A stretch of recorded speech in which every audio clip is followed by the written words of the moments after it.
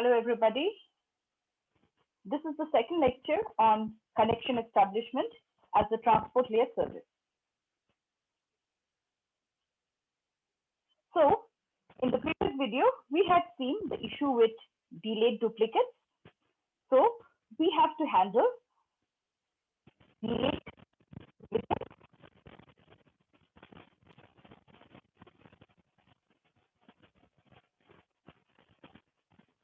Delayed duplicates in connection request as well as connection acknowledgement. So, let's see how we can handle these without affecting the performance of the protocol too much. So, the first option is to use throwaway transport addresses. Now, if you can recall that in the transport layer packet that is called a segment, we use the transport addresses, which is nothing but the port numbers. So it's the first way of handling delayed duplicates is by saying that we use a port number only once. So if the sender is send and receiver, this is the receiver. So sender is sending something and using a port number, say 40. Okay, after that 40 will not be there anymore. So any acknowledgement that comes for port 40, which is delayed, okay, which is delayed once this has crashed or this connection is not used anymore. So this any acknowledgement that comes for 40 will not find appropriate transport layer port because 40 will not exist anymore. So the same also applies in case of duplicate connection request. So using throwaway transport addresses is one. So the delayed duplicate packet will never find its way to the transport entity. However, this is not feasible. This is not very feasible because it is not feasible as the port numbers are limited in number. Okay, you cannot have infinite port number. Then this port number size, the port number fee, the address space of port number will become very large, which will be very difficult to manage. So this is not a very feasible option. The second option is to use unique identifier for each connection. So okay, this looks a little feasible. So here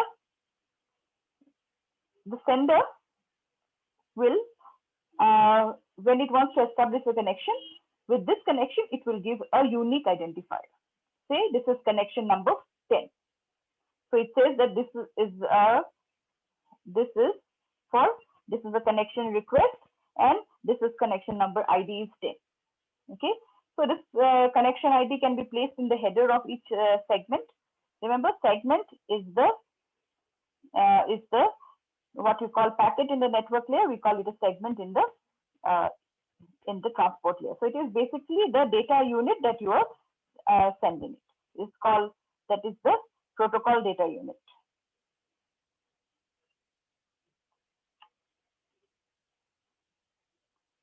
PDU. So for transport layer, this PDU is called a segment. So it is this connection identifier is put in the segment. So when I have another connection which comes in, this connection request will not have 10 anymore. This will have 11 or something like this. Similarly, when the acknowledgement comes in, connection acknowledgement, the acknowledgement should mention which connection. So if I say connection acknowledgement for connection ID 10, then the sender will know that okay, this is the acknowledgement for this particular connection. Okay, so it seems okay, but the problem is, again, this is not feasible because it is not that communication is going to take place between this sender and this receiver only. Okay, this receiver can receive connections from multiple different senders. So how will it know that some other sender here is not sending a connection request with connection ID 10? So this connection ID has to be unique globally, not just between one pair of sender and receiver. Okay, so it will be very difficult to maintain a globally unique connection ID. Also, if suppose the sender again crashes here, in that case, it will lose all the connection IDs that it has used before. Okay, otherwise it would have to put it in some hardware. All these data has to be stored, so that increases our overhead. So this also is not feasible. This system is also not feasible because of this reason. Then the third option is to restrict the packet lifetime. That means our problem with our issues were because of delayed duplicates. Delayed. The keyword here is delay. So if we can ensure that any packet which is older than this age will be killed off, will not be valid anymore, in that case, we can handle these delays, whether it is a delayed acknowledgement or a delayed connection request. So we get this by restricting the packet lifetime. So there are three ways of restricting packet lifetime. Okay, first is we restrict the network, restricted network design. That means we design the network in such a way that there cannot be loops. Loops means I may have, say these are 4 routers which are connected like this. Okay, so I want, say, from this sender to reach this receiver. What happens? What stops a packet from moving around like this continuously? So this is a loop. Okay, because my network is designed in such a way. So if I can have if I can restrict this, that I have a network design which does not have loops. So that will give me a maximum maximum amount of time for which there can be a delay. So I can say that there can be, in this network design, I can have a delay of X seconds. I can have a maximum limit, whatever be the maximum. However, again, this is not very feasible because you cannot you cannot put any restriction on the internet, because it is comprised of networks of all across the globe. So if it is a small LAN or up to even a WAN, you can handle, but it goes beyond that, you will not be able to restrict the network design. Okay, so number one, for small networks possible, but for larger networks and the internet, absolutely not possible. So let's look at the alternate. Let me clear this first. Okay, so this is done. Second is placing a max hop counter in each packet, which is decremented at each hop. Okay, so I have again sender, receiver. I have all these routers and whatnot connected here. Okay, they are connected like this, let's say. Say they're connected like this. So what is the maximum? If I have sent from sender to receiver, largest path could be one hop, 2 hops, 3, 4, and 5. Okay, we are thinking that there is no loops. Okay, we are thinking that there is no loops. Okay, even if there is loop, this is 5. What about this? Suppose I say 4, 3, then this is 4, this is 5, this again becomes 6, and then this becomes 7. So I can have the main point is that using graph theory, you can find out what would be the maximum length of a path between S and path, sender and receiver. Okay. Now, given that in every segment that is sent, I will put this maximum. Let's say the maximum is 7. So I put maximum 7. So when this packet reaches this A, it will decrement this, it will make it 6. Okay. Then here it will make it 5. Then as it moves across the hops, this is decremented. Okay, when it reaches here, it will be 3. So if some packet is moving in a loop, okay, there will be a point when it will become 0. This counter will become 0. So if it is moving in this loop, say it is moving in this loop for multiple times, then at some point, every hop it is passing through, its value is the max hop counter is decremented. So at some point of time, this value will become 0. So when it becomes 0, it is not forwarded anymore. So that means it is dropped. And it is dropped means it is killed. It is not there anymore. So this could be a good way of implementing. Okay, so our second option, that is placing a max hop counter in each packet, which is decremented at each hop. So this seems to be a good solution. Okay, so we'll keep this. The third option is to adding a timestamp to each packet. So here, instead of putting a counter which is decremented, because every time you are processing a packet, it takes time. So we will forget about the processing. What we will do, we'll put the time. So we'll put a time. So sender makes it at time, say X, so it will put time X. So it is moving around, this is moving around the network. So if the receiver receives it beyond the maximum time, okay, in that case, it will discard it. It will discard it as a delayed packet. So timestamping also works. But then again, there is a problem for larger networks.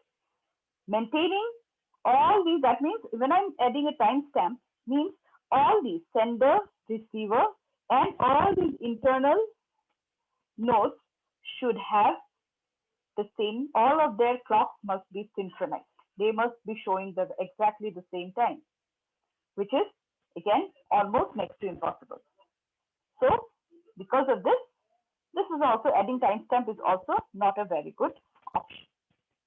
So we saw first one, not feasible. Third one, not feasible. But the second one, that means we put a max hop counter. It seems to be quite a feasible option for handling delayed duplicates. Okay. So what we are going to do is we are going to define a time period T. We are going to define a time period T, okay, which is a maximum, which is a multiple of the maximum packet lifetime. So because we know that here in the previous one we looked at we placed a max hop counter. Oh, sorry. So we put a, let me clear it up.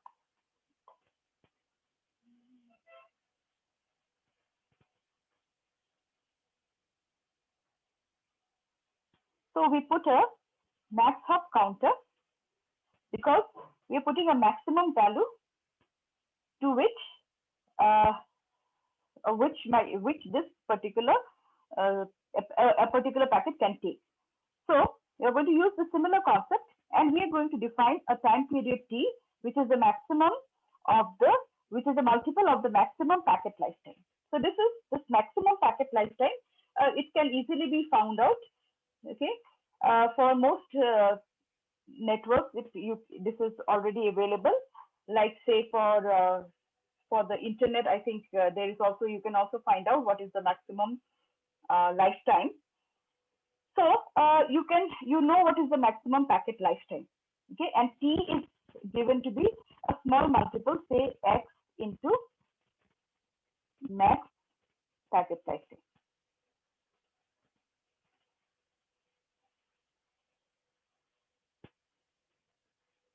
And what we assume here is that we assume that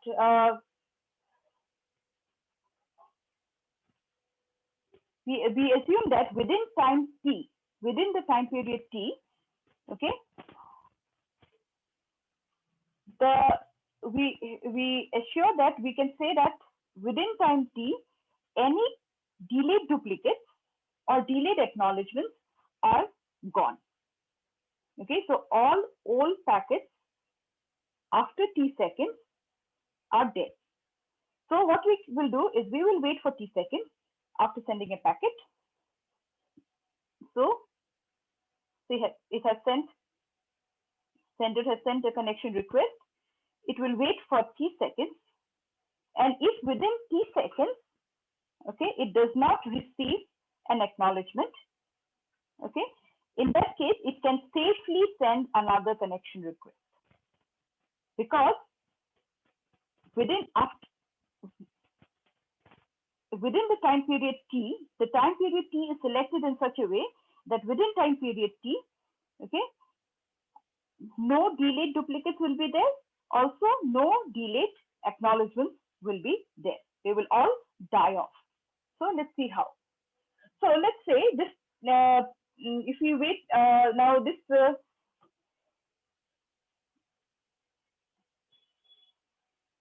okay, so it's something like this. If you look at the state. So the source, what the source does, it labels the segments with something called sequence numbers. So sequence numbers are added to the segment. So it's like the hop counter, but now it's called a sequence number. So the sequence number is added. So let's say the sequence number added is say 30. So this is the sequence number for this segment. So within t seconds, within the next t seconds, 30 sequence number will not be used again. Okay. After t seconds, again 30 sequence number can be used. So it means that at the end, at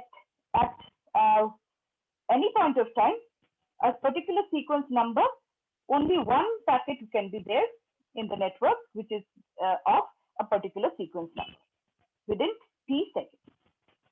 And this period t and the rate of what should be the size of this sequence number, that can be determined by the by this t and the rate at which the sender is sending the packet. Say for example, let's say t is let's say t is 10 seconds.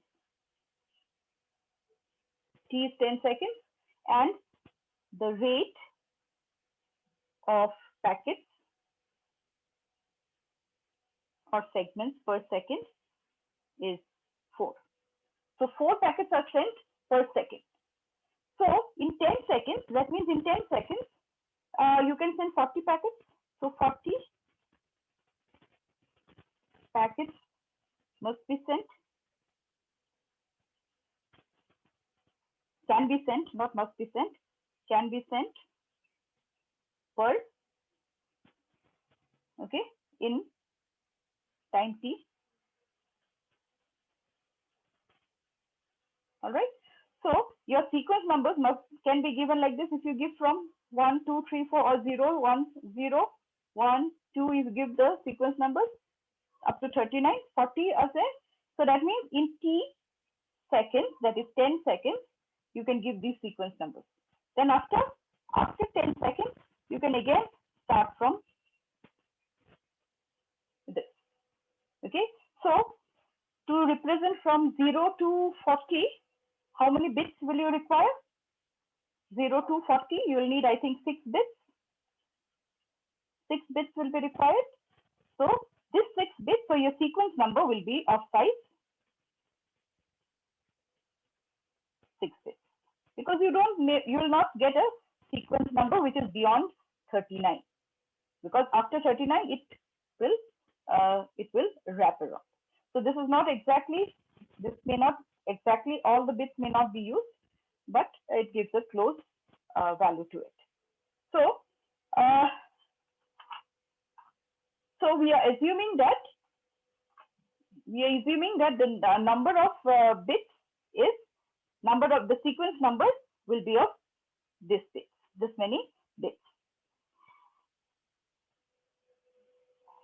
We will continue with this in the next video.